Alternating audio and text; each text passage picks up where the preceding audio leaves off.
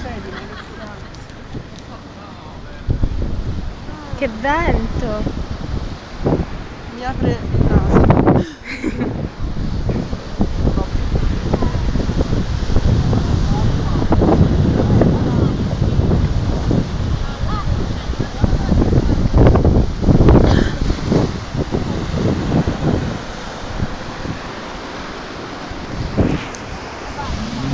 Ciao! Ciao!